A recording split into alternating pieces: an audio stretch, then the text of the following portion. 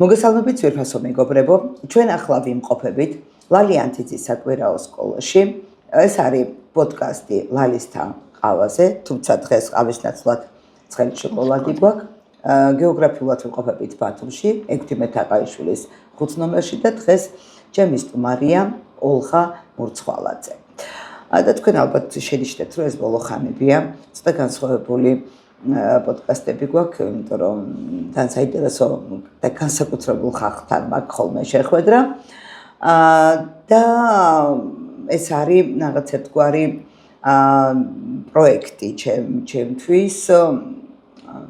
პირობითად შეიძლება ასე დავარქვათ, მოусმინოთ შვილებს, მოусმინოთ მოსწავლეებს, იმიტომ რომ ისინი ძალიან ბევრ ამბებს ამბობენ სწორად და ძალიან კარგად ხედავენ იმ პრობლემებს, რომელშიც თავად არიან, განათლების საკითხებს და მგონია, რომ საკმაოდ საინტერესო მოსაზრებები აქვთ.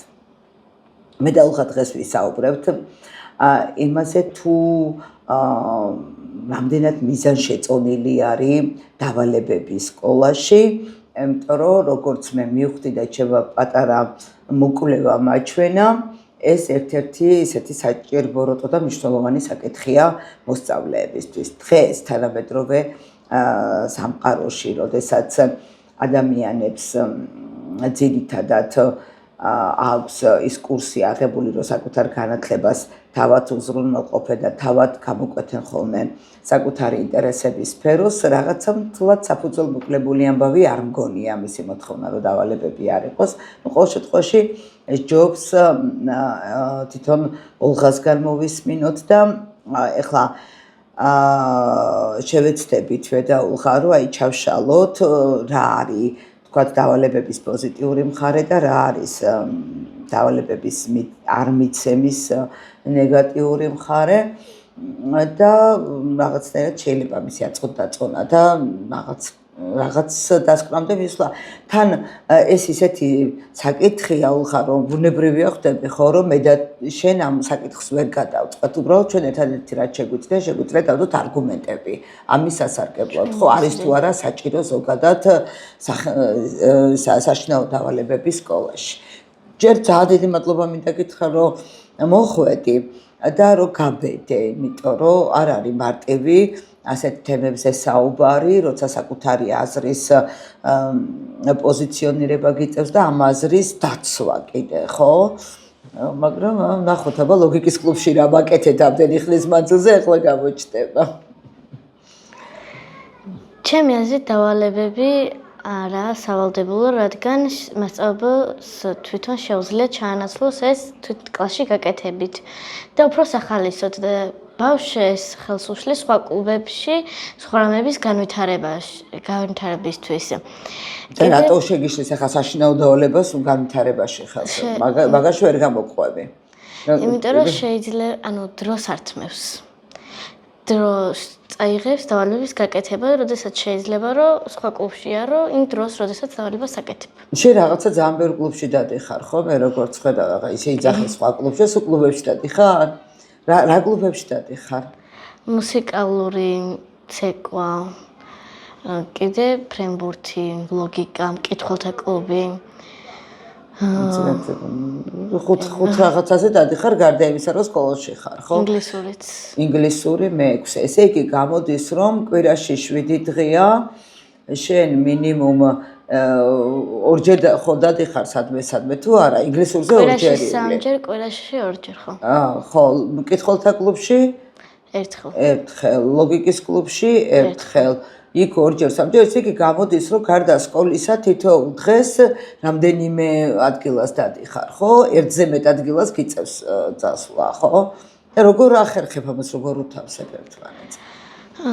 რა ვიცი, პირველ რიგში ჯერ დროებთან ცოტა ნეირად ვარ. იმიტომ რომ ინგლისური მაქვს 5-ზე და მე მკითხველთა კლუბი ინგლისურის მერე მექნება და უნდა გადავიდე იქიდან. ანუ ერთი კლუბიდან მეორეზე გადადიხარ, დასვენებას ვერ ასრებ, ჭაბას ვერ ასრებ და ესეთი შეწყურვალი დადიხარ მთელი დღე? არა, ზოგჯერ მიმაქვს წყალი და რაღაცეები. დიდხანსაც არ მიაქვს. და საშინაო დავალება რა საშინაო, ანუ შენ იძახი, რომ საშინაო დავალება არ უნდა იყოსო, ხო? აი რა შეღავაც გაძლევს საშინაო დავალება? ჩემი აზრით საშინაო დავალებას ცოტა ბევრი დრო მიაქვს.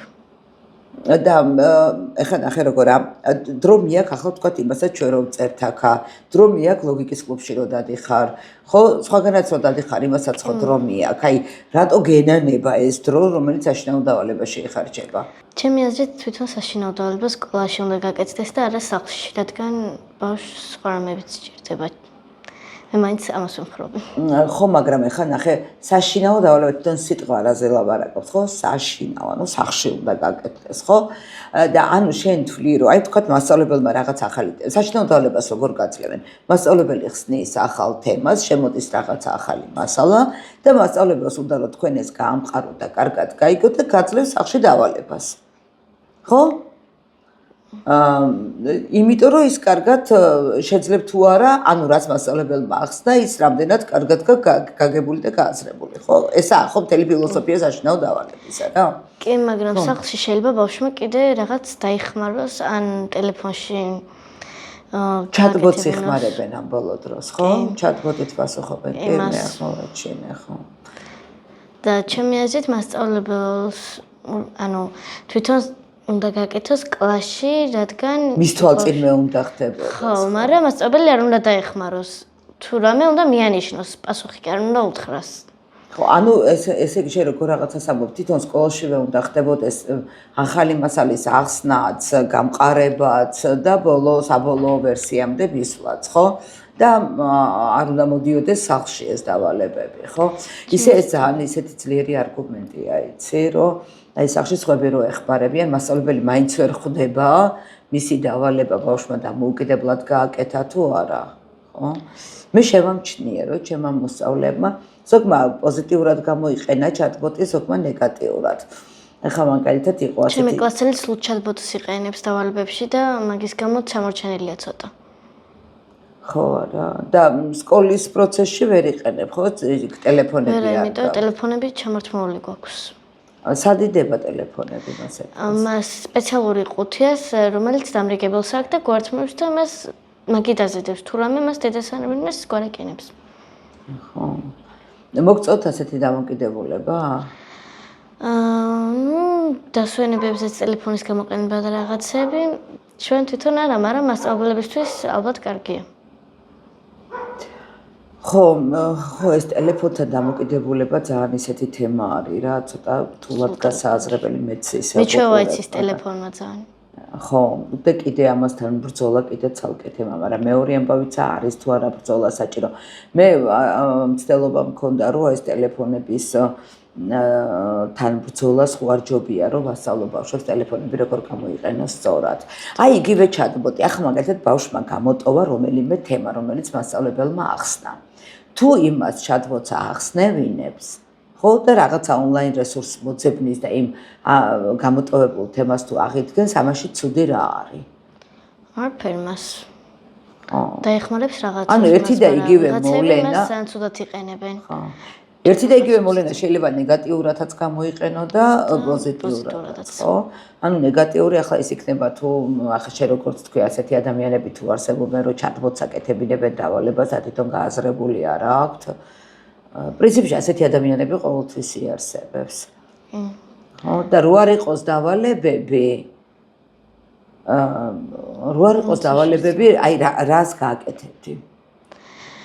დავალებები რო არ იყოს, ალბათ არ ვიცი სახლში რაღაც ჩემთვის გავაკეთებდი რაღაცებს ალბათ. მაინც რისთვის გჭირდება ეს დრო? კაი გავიგეთ რომ იქ, მაგრამ ეხა ნახე, შენ ხო ამ ლოგიკის კლუბზე, მათემატიკ თუ რა სადაც დადიხარ, მკითხველთა კლუბია თუ ცეკვა თუ რაც არის სადაც დადიხარ, ამას ხო დავალებებთან ერთად ახერხებ ეხლა ამ ეტაპზე?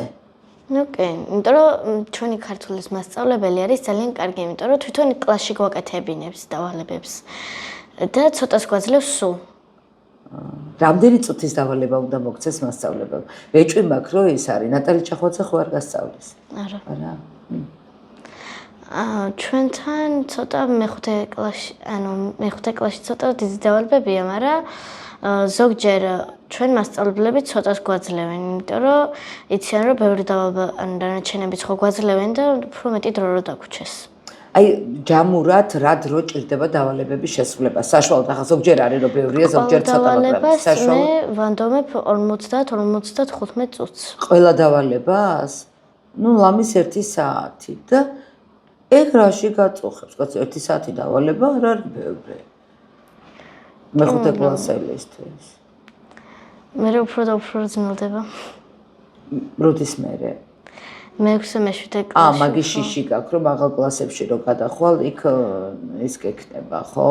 ანუ საერთოდ არ გინდა რომ დავალება იყოს, აბსოლუტურად არანაირი. ანუ შეიძლება ცოტა მოგცეს, მაგრამ ძალიან ბევრი არ შეანილება რა. აი რა არის ის რაოდენობა დავალებისა, რომელიც ეხლა მე შენ რომ მეუბნები რომ 1 საათის დავალებას გვაძლევენ, ეს მე ძალიან რაციონალური მგონია.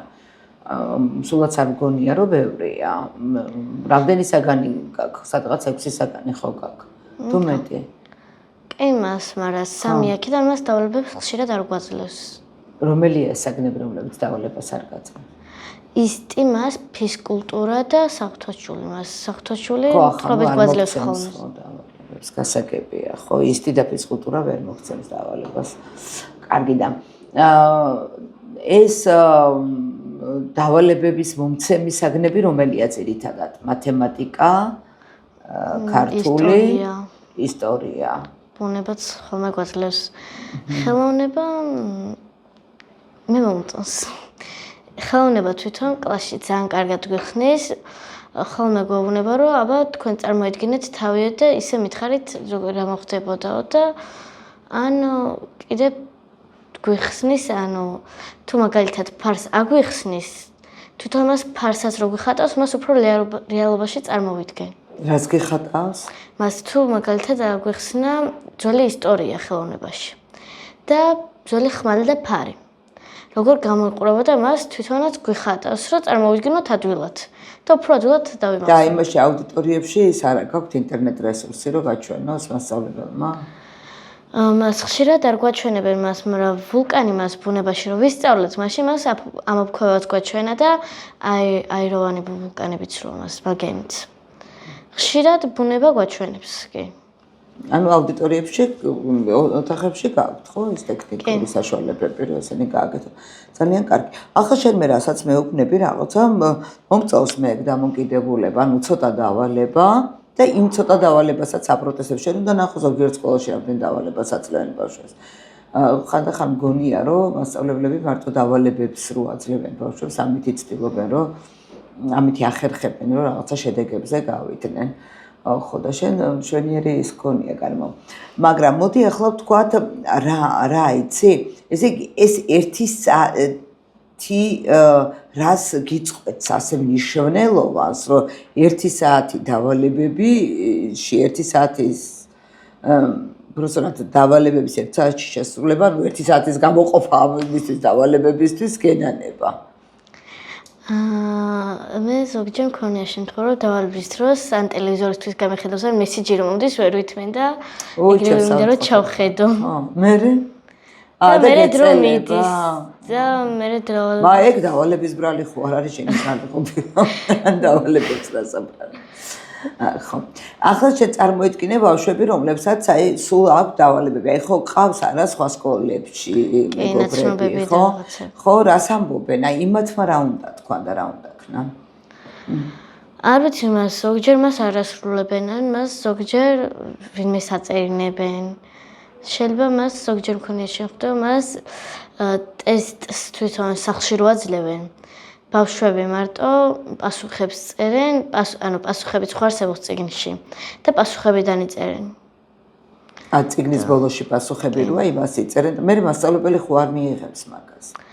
მას ზოგჯერ მასწავლებელს სწორი გონია და მას ზოგჯერ პირდაპირ პასუხებს რო წერს და ცვლად არა ხვდება რომ პასუხებიდანაა. და არის მერე კონფლიქტები და ერთი ამბავი. ხო, მაგრამ მე მასწავლებელი თვითონ იქ არჩევინებს მას ყველაფერს, მაგრამ მას ბავშვს არ მოსწონს რატომღაც. ეხლა ნახე რას ამბობ შენ. სკოლაში ვერო იყოს დავალებები, ხო უფრო მეტი დროის გატარება მოგიწევს სკოლაში ვიდრე ახლა ხარ რეალურად. ამ ამბავს რა ეშველება?